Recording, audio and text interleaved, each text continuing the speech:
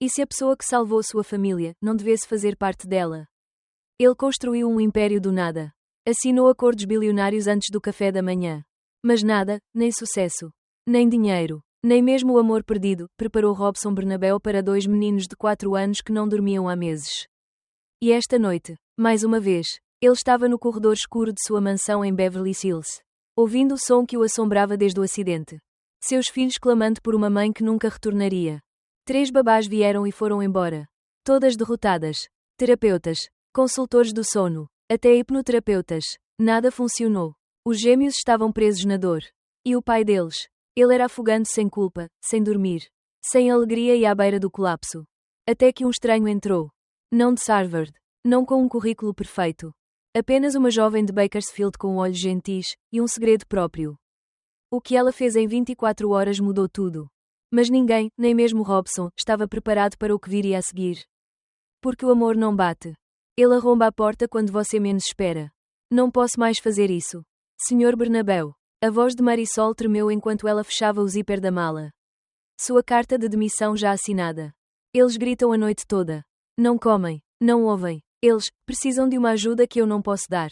Robson esfregou as têmporas com os dedos que antes haviam fechado negócios em salas de reuniões de aço. Mas agora tremiam de exaustão. Acima deles, os gritos dos gêmeos perfuravam as paredes de mármore como agulhas. Por favor, só mais uma semana. Implorou ele, com a voz rouca de tantas noites sem dormir. Vou dobrar seu salário. Não se trata de dinheiro. Senhor, seus olhos se suavizaram de pena. É estabilidade. Eles precisam de uma mãe. Um silêncio se instalou, do tipo que dói de se sentar. Robson não respondeu. Ele não precisava. Ambos sabiam que ela estava certa. Mas como você substitui uma mãe? Como consertar algo que quebrou tão silenciosamente que você nem ouviu o estilhaçamento? Dedo para a direita se você já viu alguém desmoronar enquanto tentava manter todos juntos. Continue conosco. Esta história vai te emocionar. Comenta abaixo, você já viu alguém curar um lar desfeito, sem nem perceber que era a peça que faltava? O ar noturno na propriedade de Robson Bernabéu em Beverly Hills estava carregado de um silêncio que parecia mais pesado que ouro. Do hall de mármore ao piano de cauda da sala de estar. Todas as superfícies brilhavam, mas nenhuma refletia o vazio que ele carregava dentro de si. Seu império se estendia por continentes. Mas naquela noite, sob a luz fraca de um único lustre, ele se sentia mais pobre do que nunca. No andar de cima, num quarto de bebê pintado em tons pastéis suaves, 2 corpinhos se contorciam em agonia. Victor e Vinícius, de 4 anos, uivavam sem parar. Suas lágrimas um tamborilar de perda. A mãe, falecida há 6 meses em um acidente de carro. Deixara para trás mais do que uma fotografia na lareira, ela deixou 2 corações destroçados e um pai despreparado para a canção de ninar ou para a calmaria. Robson pressionou a testa contra o vidro frio. Ele havia trocado suas noites por conquistas na sala de reuniões. Mas essas vitórias agora tinham gosto de cinzas. Lembrou-se da última vez que abraçou a esposa, o sussurro dela. Eu te amo, abafado pelo toque do telefone. Ele havia escolhido uma teleconferência em vez de uma despedida. E aquele momento, percebeu, havia quebrado tudo. Ele tirou os mocassins italianos. As abotoaduras tilintando suavemente no piso de madeira. E subiu as escadas em silêncio. Cada passo ecoava a traição que sentia pelos filhos, e por si mesmo. Como poderia ensinar aqueles meninos a confiar no mundo quando antes confiara mais nele do que em seu próprio casamento? No quarto das crianças, agachou-se ao lado de 2 rostos banhados em lágrimas. A mãozinha de Victor estendeu-se para ele, agarrando a lapela do seu terno feito sob medida. Papai, soluçou, eu quero a mamãe. Vinícius apertou um ursinho de pelúcia contra o peito, cujo único botão faltando era um eco da perda deles. Robson fechou os olhos contra a dor pungente deles. Ele tinha todo o poder que um homem poderia comprar, mas contra a dor. Era impotente. Ele tentou o que achou que deveria, palavras suaves. Canções suaves. Leu uma história sobre um coelho corajoso. Com a voz rígida e uma ternura desconhecida. Cantou canções de ninar num barítono feito para dar ordens.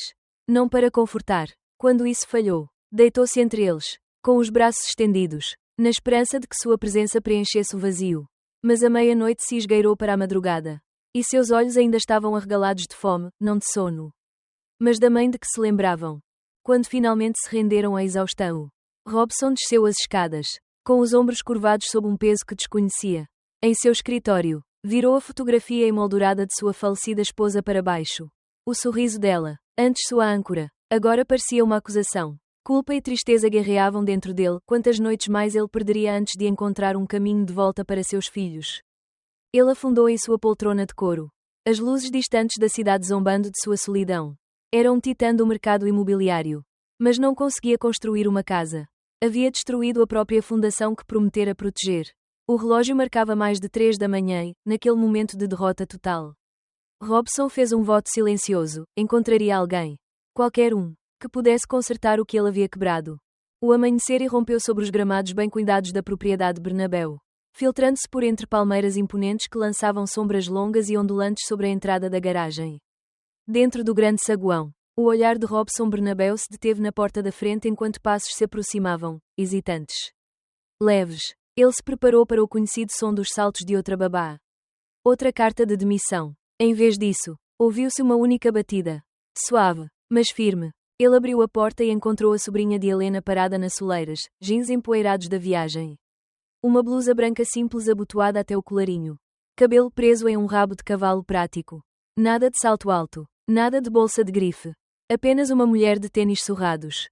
Ombros retos. Olhos da cor de âmbar iluminado pelo sol. Senhor Bernabéu, disse ela, com a voz calma, mas com sua própria autoridade serena. Sou Jéssica Ramírez. Naquele momento, o mármore polido e as molduras douradas recuaram. Tudo o que Robson viu foi uma estranha, uma de quem ele tinha todos os motivos para desconfiar. Essa mulher não tinha pedigree. Nem referências brilhantes. Nem pedigree estampado no papel timbrado da empresa. No entanto, ela estava diante dele com mais firmeza do que qualquer uma das 3 babás de elite que haviam se demitido. Implorando por sua libertação. Por favor, entre, conseguiu dizer ele, com o coração batendo forte de curiosidade inesperada. Ouvi dizer que você já trabalhou com crianças. Ela assentiu uma vez. Pré-escola em Bakersfield. Eu saí por motivos que não constam em nenhum arquivo.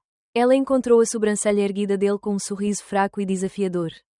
Enquanto subiam a escada, a mente de Robson disparava. Ele avaliaria suas credenciais. Testaria seus métodos e, se necessário, apagaria para que ela saísse. Mas antes que pudesse formular um plano, os primeiros gritos agudos das gêmeas atravessaram as paredes. A porta do quarto se abriu antes que ele pudesse bater. Lá dentro, o quarto parecia ter passado um furacão, brinquedos espalhados. Cobertores emaranhados. 2 pequenas figuras balançando com uma angústia desenfreada. As bochechas dos meninos estavam manchadas de lágrimas, o lábio de Victor tremia. Vinícius apertava seu urso com tanta força que o enchimento transparecia por uma costura. Marisol chamou isso de campo de batalha. Como essa mulher se sairia? Jéssica não hesitou. Ela se aproximou e, o mais surpreendente, sentou-se de pernas cruzadas no tapete pastel. Diminuindo a distância em vez de manter o espaço profissional. Robson piscou. Nenhum dos outros ousar. CEOs deveriam se manter eretos, babás deveriam ficar nas laterais. Mas ali estava alguém que se juntou à briga. Ui, ela disse suavemente, como se estivesse cumprimentando velhos amigos. Meu nome é Jéssica. Adoro trens. Vocês duas têm um trem favorito? Os meninos pararam no meio do choro. Piscando para ela, Victor fungou e apontou para um canto onde uma locomotiva de madeira jazia semi-enterrada sob blocos. Trem grande, conseguiu dizer. Sério, o rosto de Jéssica se iluminou com genuína excitação. Mostra como funciona. No instante seguinte, Victor rastejou para a frente e colocou a locomotiva nos trilhos. Vinícius o seguiu. Robson o observou, estupefato. Os gêmeos, que gritavam havia meses, começarem a descrever cada vagão. A cor do vagão. E como certa vez levaram a mãe para ver uma locomotiva a vapor de verdade em uma feira. Jéssica ouvia como se fossem as únicas pessoas que importavam. Ela fazia perguntas, um fluxo constante de perguntas calorosas e curiosas. Sem soluções rápidas. Sem truques. Apenas interesse sincero. Robson sentiu um nó no peito se desfazer. Um eco fugaz de esperança. Mas repreendeu a si mesmo, não se apegue, ele era rico. Não ingênuo. Pessoas iam e vinham. Apegos levavam à dor. No entanto, ao ver Jéssica se aproximar, compartilhando o riso com os filhos pela primeira vez em meio ano, ele percebeu que havia se esquecido de como era o som do riso. Quando a sessão terminou, 20 minutos depois, os meninos a seguiram como patinhos. Até Victor, o gêmeo mais reservado, se agarrou às suas palavras. Jéssica se levantou, recolheu os brinquedos espalhados e sorriu para Robson de um jeito que o fez prender a respiração. Este escritório? Perguntou ela. Onde devo pendurar meu casaco? Ele acenou em direção a um canto do quarto das crianças. Onde você quiser. Quando Robson se virou para fechar a porta atrás dela, Ele a ouviu sussurrar por cima do ombro, obrigada por me dar uma chance. Ele fez uma pausa, chance. Não estaria dando uma chance aos dois? Uma chance de se curar, ou de partir seu coração novamente. Deixou a porta bater suavemente. O eco pairando como uma promessa. Sozinho no corredor, Robson percebeu que, pela primeira vez em meses, sua noite não seria passada afogada em silêncio ou culpa. Seria passada observando da porta. Observando alguém inexperiente, falar a língua que seus filhos haviam esquecido. E naquele momento de frágil paz, ele sentiu os primeiros sinais de algo que ele acreditava estar perdido para sempre, ter esperança. Robson acordou antes do nascer do sol. A primeira vez em meses que via a luz da manhã sem a pontada do pânico. Normalmente, ele já estava à mesa às 6, analisando relatórios de ações. Fechando negócios intercontinentais. Hoje, porém, sua mente estava em uma previsão diferente, 2 garotos sonolentos e a mulher que lhes devolvera o riso. Encontrou Victor e Vinícius já acordados, arrastando os cobertores para a sala como se estivessem chamando visitas. Robson ajeitou a gravata no espelho do corredor. Mas viu seu reflexo, um homem cujo queixo estava tenso pelos negócios. Não por histórias de ninar. Hesitou. Depois afrouxou o colarinho. Hoje, a sala de reuniões podia esperar. Jéssica os esperava perto da lareira. Com 2 canecas fumegantes de chocolate quente na mão. Ela usava um cardigan simples. O mesmo sorriso caloroso que desarmou os gêmeos. Victor saltou para a frente, quase derrubando o pai. Papai, olha, gritou ele, revelando uma pedra rústica, mas colorida, pintada como uma onça. Jéssica piscou. Achei que vocês dois talvez quisessem pintar com as patas de outra pessoa hoje. Então, virando-se para Robson, acrescentou baixinho, quer participar? Ele engoliu em seco. A amargura roçando sua língua, ele não tinha nenhum osso artístico em seu corpo. Mas quando Vinícius agarrou sua mão e o guiou até a mesa baixa, Robson sentiu uma vibração desconhecida, uma mistura de medo e desejo. Mergulhou o pincel na tinta verde e tateou a pedra áspera. A princípio, seus traços eram hesitantes, profissionais, retos, precisos, mas, sob a orientação gentil de Jéssica, ele começou a curvar suas linhas, adicionando bigodes, presas e uma cauda que varria a tela. Victor engasgou. Papai, é assustador. Assustador, Robson admitiu, sorrindo enquanto os meninos gritavam de alegria. Pela primeira vez, as métricas de trabalho, margens de lucro, cotações da bolsa de valores, desapareceram. Ele foi avaliado pelo riso, não pela alavancagem. Quando a onça pintada se ergueu, Robson sentiu um orgulho feroz, havia criado algo vivo, imprevisível, alegre. Mais tarde naquela tarde, Robson se viu andando de um lado para o outro no escritório enquanto os filhos dormiam. Ele deveria ter revisado planilhas financeiras. Mas olhou para uma foto emoldurada da rocha da onça. No reflexo cristalino, ele viu não um magnata, mas um pai renascido. Então veio o telefonema que ele temia, uma fusão de alto risco fracassando. Seu CFO latiu, isso pode nos custar bilhões. O velho Robson teria rebatido ordens atrasadas, afogado o fracasso em uma estratégia agressiva. Em vez disso, Robson recostou-se na cadeira. Fechou os olhos e se permitiu um único suspiro, um pela perda. Um pela esperança. Sussurrou, lide com isso. Greg, é com isso. Desligou o telefone. Naquela noite, ele prendeu o pijama minúsculo dos meninos num cabide, listrado como um trem. O favorito deles, e deslizou para debaixo das cobertas. Entre eles, ele representou o papel de onça que havia pintado naquela manhã. Sussurrando, rugido, eu sou o guardião da noite. Os gêmeos riram, agarrando-se aos seus braços como se cada rugido pudesse afugentar as sombras para sempre. Naquele momento, Robson percebeu que a cura não era uma tática de diretoria. Era uma escolha, largar a pasta. Aceitar a imperfeição. Arriscar a vulnerabilidade. Ele não era mais o homem que fechava negócios, era um pai que abraçava a hora de dormir. O sol mal havia tocado o horizonte quando Robson chegou à cozinha. Decidido a surpreender Jéssica com um café fresco. Em vez disso, encontrou-a parada perto da janela, abraçada ao corpo, olhando para o jardim de rosas que havia revivido. O brilho quente da manhã não fez nada para aliviar a tensão em sua postura. Bom dia, ele disse suavemente. Ela se virou, com o olhar assombrado. Bom dia. Antes que pudesse perguntar, a campainha da porta da frente soou.